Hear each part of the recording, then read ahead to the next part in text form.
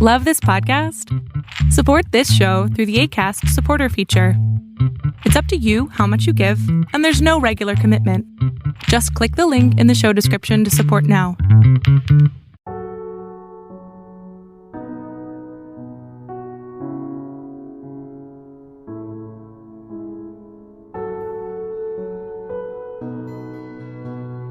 Welcome to the Serial Killer Podcast, the podcast dedicated to serial killers, who they were, what they did, and how. I am your Norwegian host, Thomas Roseland Viborg Thun. Tonight, I have some very special and exciting news for you, dear listener. This episode is the first launched on a new platform. Acast is the world's biggest podcast company, and I am proud to have partnered up with them. The Serial Killer Podcast is now in company with great podcasts such as Canadian True Crime, Let's Talk About Sects, and none other than the Joe Rogan Experience. Truly, I am honored. But enough about me. Let's take a look at what morsels of depravity I have dug up for you tonight, dear listener. For my truly avid fans, do you recall the 11th of March episode in 2019? You see, this was the date I released the episode on Israel Keyes, the Alaskan serial killer. His reign of terror started in Anchorage, and the story didn't end until as recently as 2012. As a Norwegian, I nurse a special kind of fascination and love for the great state of Alaska. The last frontier state is in so many ways very similar to my beloved homeland of Norway. Both have invested heavily in the oil industry. Both are very dependent on the fishing industry, and both have the gorgeous northern nature filled with fjords, snow-capped mountain ranges, and the magical aurora borealis. However, unlike Norway, Alaska is also the home state of one of the truly infamous and fascinating serial killer superstars. Books and films have been made about him, the most famous perhaps being Frozen Ground. I am, of course, talking about none other than the butcher baker himself, Robert Hansen. Enjoy. Hi, this is Rachel Fisher. And this is Desi Jenikin. And we host the Hollywood Crime Scene podcast. We're really excited to tell you about the best Christmas ever on AMC+, where every day feels like Christmas morning. From new holiday favorites like Elf and National Lampoon's Christmas Vacation to modern and iconic family classics, you can spend the holiday season opening only the good stuff. And with new series, episodes, movies, and fresh content arriving every week, AMC+ is the gift that keeps on giving all year long. Sign up today at amcplus.com. AMC+, only the good stuff. As always, I want to publicly thank my elite TSK Producers Club. This club includes 23 dignified members of exquisite taste, and their names are Anne, Anthony, Cassandra, Christy, Colleen, Corbin, Evan, Fawn, James, Jennifer, Jesse, Julie, Kathy, Kylie, Lisa, Lisbeth, Mark, Mickey, Russell, Samira, Skortnia, William, and Zasha. You are the backbone of the Serial Killer Podcast, and without you, there would be no show. You have my deepest gratitude. Thank you. If you want to donate to the show, you can easily do so at patreon.com/theserialkillerpodcast. You can choose from many different tiers ranging from $1 to as much as you would like. Bonus episode access starts at $10, while the TSK Producers Club starts at $15. I have, as I am recording this, just released a fresh new bonus episode. It is the third and final part in my expose covering the Australian female Hannibal Lecter. So don't miss out, and join now.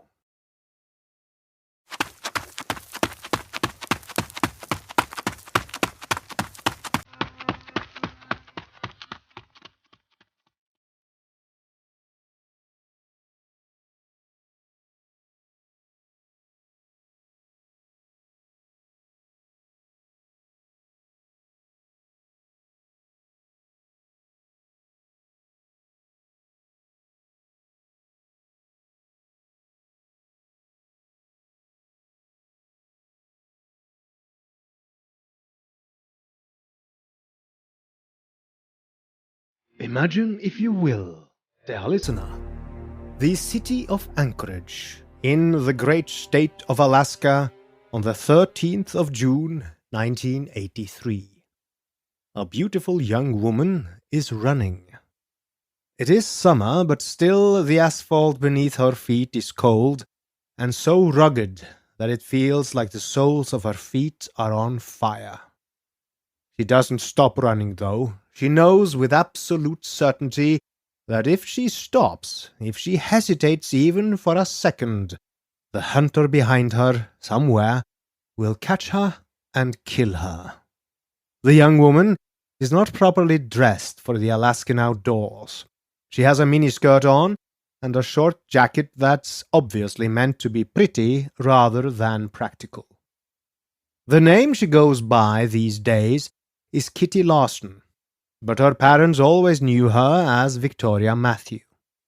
She's only 17 years old and doesn't know the name of the hunter behind her, only that she never wants to see him again. Several hours before, he had introduced himself to her as either Don or Bob. She wasn't sure. He had offered her $200 for a blowjob, and desperate for money, she hadn't taken the time to consider how this clearly was way too much for a lousy BJ. It was one mistake she would regret for the rest of her life. He had picked her up at 5th and Denali Street, right in the heart of Anchorage, the area where most of the city's street-walking prostitutes ply their trade. Instead of parking the car in an alley and letting Kitty do her job there, he had taken her home with promises of even more money. This was another mistake she blamed herself for. Never go back to a John's place. It is not safe. She had been told many times, but she hadn't listened. As soon as they had gotten to his place at Old Harbor Road, a bland blue-gray bungalow-style house, he had placed handcuffs on her hands and quickly dragged her inside. At first, she had thought he was one of those S&M practitioners and was only mildly annoyed as she hadn't agreed to sex like that. But when she saw the extensive dark basement with the dozens of mounted animal heads looking lifeless down upon her as he forced her down on the rug on the floor, she was less confident. The hunter, for that was how she thought of him, sure didn't want normal vanilla sex. He was rough, and he wanted to degrade her as much as possible. She told him intercourse was out of the question as she was having her period, but he didn't listen. As he raped her, he kept saying to her to tell him how she loved it, how she wanted it. Blessedly, he didn't last long before he ejaculated inside her. To her terror, he scoffed at the notion of wearing a condom. She knew she was healthy, but looking at his ugly, pock-marked and wart-ridden face, she wasn't sure about how healthy he was. Afterwards, he hoisted her up by the hands with a chain that was secured in the basement roof with a steel ring. At this point, she was more and more sure he was planning on killing her. As she hung there, naked and afraid, she told herself that she refused to let some asshole creep psycho kill her. She was going to get out, no matter what. All she needed was a plan. After her initial bout of panic, she noticed the bathroom door not far away from the foosball table, a few feet away from where she hung. "Please, mister, I really need to go to the bathroom, like right now. I don't want to soil your floor." The hunter was obviously not happy about this, but apparently the thought of some hooker soiling his precious carpet made him relent, and in a gruff voice told her to hurry up. But before he let her go in, he put a leash around her neck and held it tight until she had closed the bathroom door behind her. The moment she felt the leash go limp, she jumped for the small window where she could see faint streetlight flowing in. But her hopes of escape was dashed as quickly as they came. The window was not only closed, it was bolted shut. Apparently this hunter had done this before, and knew what tricks he could expect from his victims. As soon as she left the bathroom, he rushed at her and shoved her hard against a wooden post. Then he raped her again, standing up, before wrapping a chain around her neck tight, almost so she suffocated. His eyes were hard and flint-like during the whole ordeal. He looked straight into her eyes as he forced himself on her. But then, just as he finished, it was as if a new persona came through. From somewhere he grabbed a brown, yellow, and orange Afghan coat.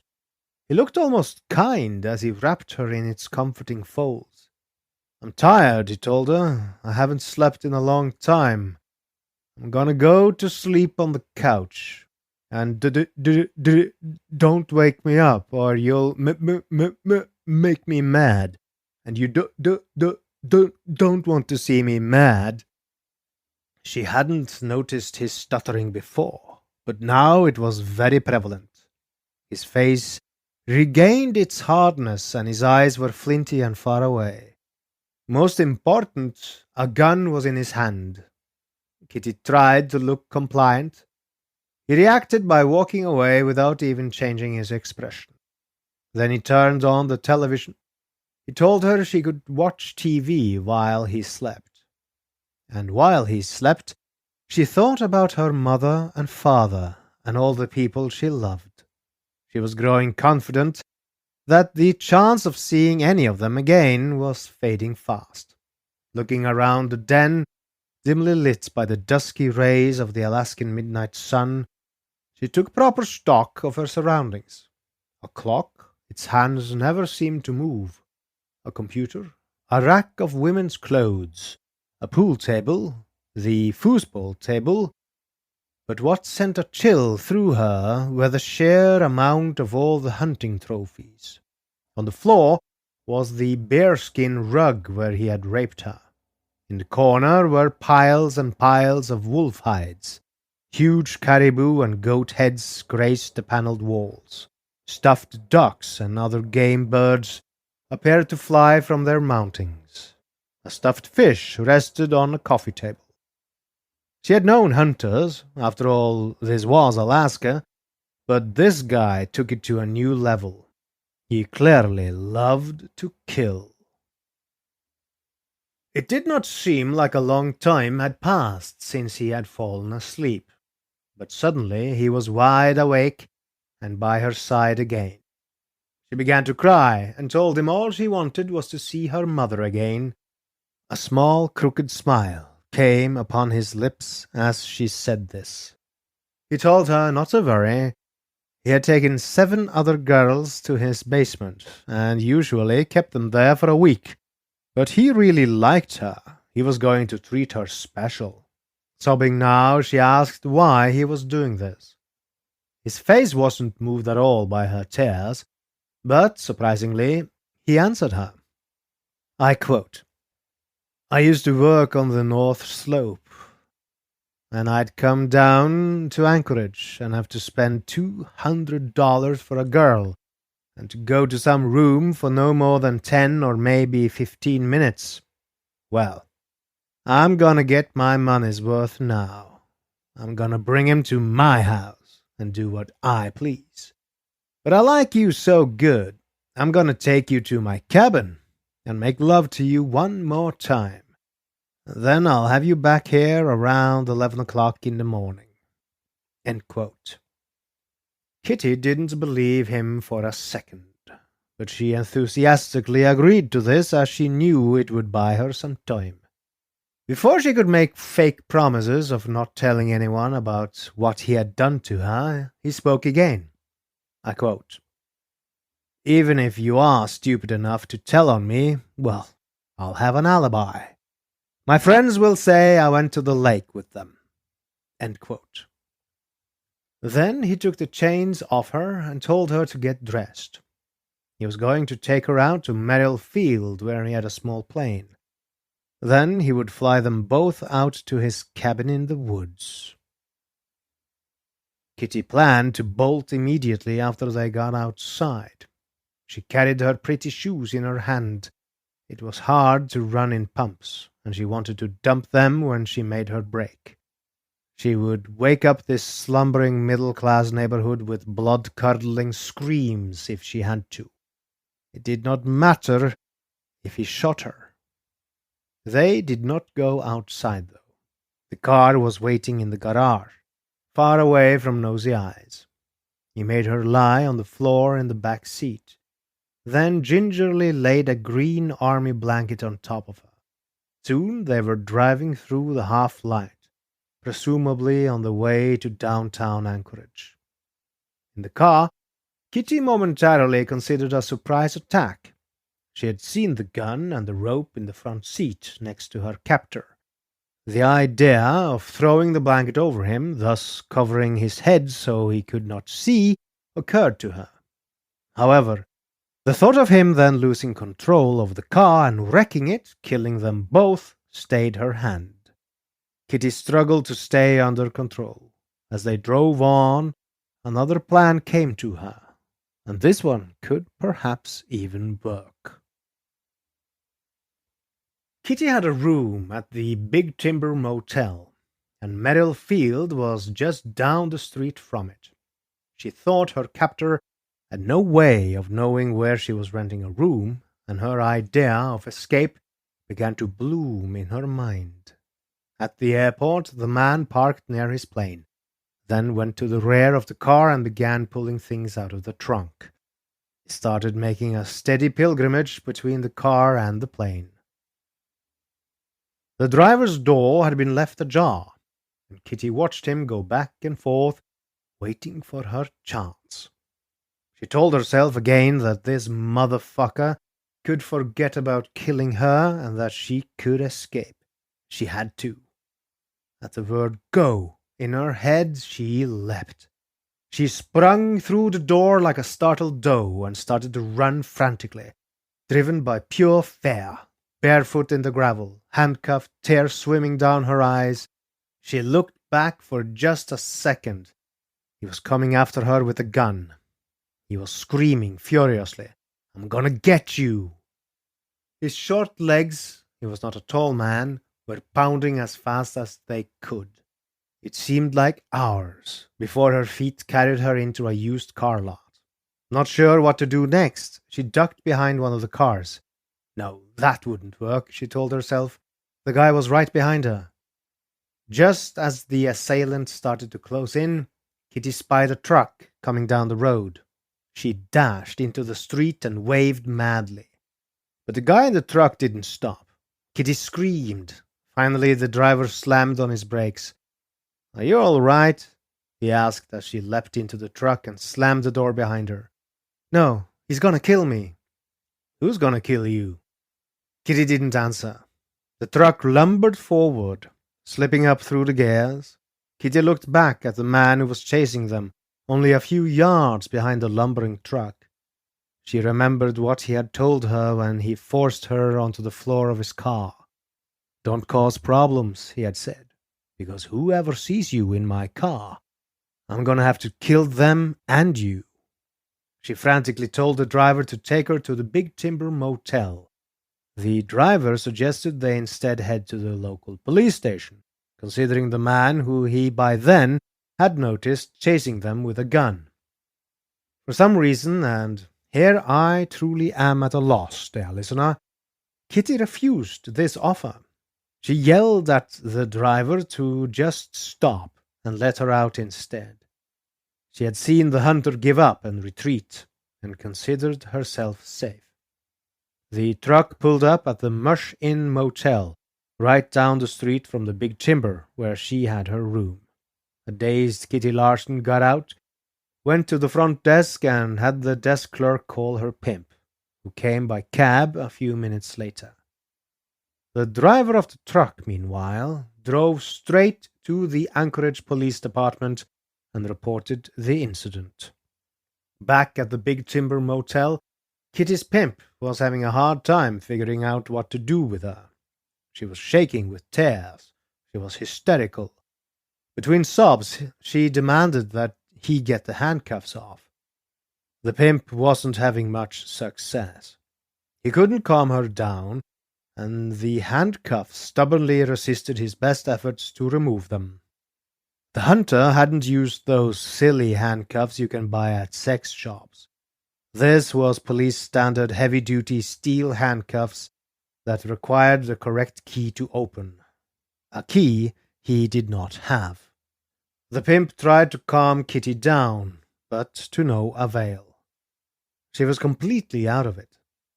Finally, he ran down to his brother's room down the hall and got his gun. He told Kitty he was going to kill the motherfucker who had caused her such harm. Then he raced off for the airfield, but the man Kitty had described was nowhere to be seen. However, Kitty's heroic escape and subsequent police investigation would prove to be the downfall of Alaska's most prolific serial killer of all time. Let us now pause, dear listener, and wind the clock back. The earth spins backwards, and its voyage around the sun reversing all the way back to 1939. We also leave the frozen ground of Alaska and find ourselves in the more rural familiarity of Iowa. World War II has not yet begun for the United States, but it is not far off. The year is 1939, and the date is the 15th of February.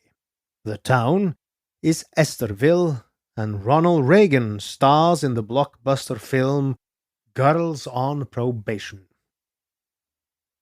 At the Coleman Hospital, a few blocks from the town square, a son was born to Mr. and Mrs. Christian R. Hansen from nearby Armstrong. They named their firstborn Robert Christian, and when he was 3 years old, the Hansens moved to Richmond, California. In 1949, the Hansens returned to Iowa with their 10-year-old son and 2-year-old daughter and settled in Pocahontas, a small town 125 miles northwest of Des Moines and 50 miles south of Armstrong. Founded in 1870 in a county with the same name, Pocahontas was one of many towns created during the rapid settlement of the flat, fertile corn belt after the Civil War. The basic ethnic mix of the town and its surrounding farms was established by German, Bohemian, Scandinavian, and Irish immigrants, the community's ethos evolving from the old country morals of hard work, temperance, religion, frugality, and patriarchy. The first church, St. Peter's and Paul's, built in 1875 by Bohemian Catholics, was soon followed by Lutheran, Methodist, and Presbyterian churches. A second Catholic parish was founded because of some residual old country bitterness between ethnic groups. The first public school opened in 1892, followed by a Catholic school in 1896. By 1949, rural America was in the final stages of being groomed for the automobile, and the Hansens new hometown sat at the crossroads of State Highways 3 and 17, later renumbered Highway 4. Pocahontas' commercial and aesthetic framework had been cemented, with its courthouse dominating the north end of a 3-block main street that was paved in 1933. It had the typical businesses of a rural town: grain elevator, railroad, hotel, blacksmith, machinery and car dealers, grocery stores, chicken and poultry stores, and hardware and repair stores. On Saturday nights, when the farmers and their families came into town, parking spaces were at a premium. Pocahontas did have a few perks, including a 9-hole golf course and a 60 by 120-foot swimming pool built by the Works Progress Administration during the Depression. And on Main Street was the Rialto Theater, where the philosophy was, and I quote, "The movie is the thing." With television in its infancy, it was indeed the only thing entertainment-wise. There was no concession stand, and food wasn't allowed in the theater. Anyone sneaking something in would have it opened or unwrapped to avoid any crinkly noises that might expose their transgression. The best films arrived relatively soon after their release and were viewed in quiet reverence, fortified by a cry booth to which mothers could take their noisy infants and watch the movie from behind a glass partition. The 20th of October 1949 edition of the Pocahontas Record-Democrat carried an ad offering something not at a low price such as the used car dealership announced next to it, but for free. Mr. and Mrs. Chris Hansen announced the opening of their home bakery, inviting people to quote-unquote come in and get acquainted and inspect the modern bakery and enjoy free coffee and donuts. End quote. Chris Hansen had learned the baking trade in his native Denmark before immigrating to the United States at the age of 20. He'd opened a bakery in Armstrong in 1937 and married a woman from nearby Ringsted, who joined in the business. The Hansens' move to the West Coast had not met their expectations, the lifestyle and bustle of post-war California Bay City not affording them the pace and stability of a small Midwestern community, so they decided to move to Iowa. Chris Hansen also stuttered, an impediment exacerbated by his not learning to speak the English language very well. But he was a skilled baker, and a good product spoke as well as words on a small main street in Iowa. At first, the family lived in a small apartment above the bakery, meaning that at 2 a.m. work would begin, just through the door and down the stairs. The bakery prospered. The kids got bigger, and the Hansens bought a modest 3-bedroom house just 2 or 3 houses from the edge of town, putting their workplace 4 blocks away. Acquaintances recalled that the house was very well kept and always very clean. Mrs. Hansen, Edna, was a meticulous housekeeper. Mr. Hansen, Chris, was described as being a hard-nosed authoritarian figure, a typical old-world father that was very religious and very strict. He worked himself and his family hard, especially his only son. Robert started working around the bakery at a very early age, and his responsibilities and hours increased as he grew older, similar in many ways to what boys experienced on the surrounding family farms. Like his father, Robert Hansen stuttered. Also, he was born left-handed, but his parents wanted him to be right-handed, so they pushed him to do things with his right hand. The resultant stress from that pressure may have made his speech problems worse. During his junior high and high school days, Robert could barely control his speech at all. He said later that he came to hate the word school. He would be talking to someone, trying to say something to a teacher or classmate, but wouldn't be able to get the words out, only managing a desperate stutter. Usually he just had to walk away, humiliated. Worst of all was when the girls made fun of him on the playground or in the halls. Perhaps if he'd been able to face their jokes and laugh along with them, their taunting him might have stopped. But he wasn't able, and the shame and humiliation he felt turned into something else, something sinister and dark that festered inside him like a black malevolent cancer. And with that cancer of the mind came rage, but also certain dark desires that only grew in intensity as he grew from a child into a man. Although Hansen was an average student and tested to have an IQ of 91, his scholastic performance and test scores may have been inhibited by his work schedule. A woman who taught commercial courses when Robert was in high school noticed he always seemed tired in her afternoon typing class, often falling asleep. She figured it was because he had to get up extremely early and work in his father's bakery. The Pocahontas community's town and rural population had peaked in the late 40s, when, before the advent of chemical and capital-intensive methods of farming, there were about 4 farm families on each square mile of rich farmland. When Robert Hansen started high school in 1953, the town's population had leveled off at 2,300 people.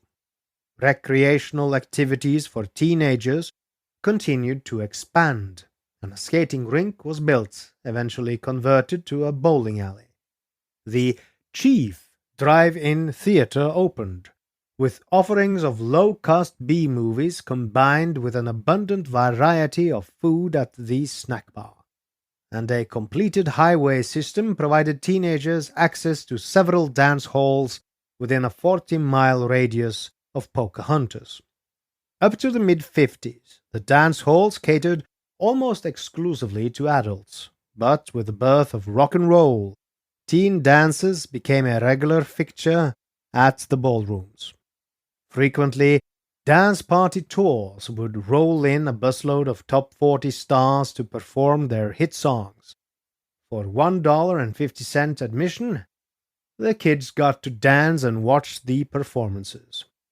But Robert Hansen's workload, his strict and religious parents, and having little money at his disposal limited his participation in social activities. Generally, he was perceived to be a loner and a loser, shunned and ridiculed by most of his peers. He did participate in a boys' chorus at school. As with so many people who suffers from stuttering, the stuttering stops when singing. Outside of school and working in the bakery, Robert pursued the more solitary activities of hunting, fishing, and archery. The outdoors provided an escape from the oven of shame he found in social situations. Also, when he was alone in the woods, hunting, he was the one in control. He had all the power, and the darkness inside him could be temporarily sated when he could kill something and butcher its corpse. In May of 57, Hansen graduated with 31 other students in his class. Robert's name was misspelled Hanson in the yearbook, under which was his chosen slogan, and I quote, "Worry never made men great, so why should I worry?" End quote.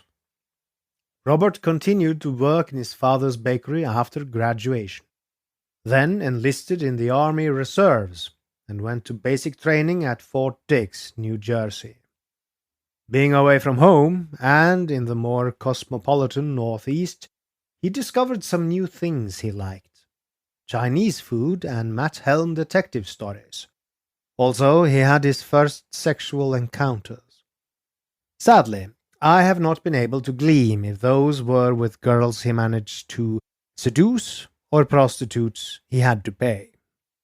While at Fort Dix, he was picked at random out of a chow line to be a USO Soldier of the Week, meaning he would have an all-expense-paid weekend in New York City. In New York, Hansen teamed up with another young soldier, and the pair decided that they should take advantage of New York City's extensive market of prostitutes. They ended up in a hotel room with 2 prostitutes. The experience came up short of their expectations, however.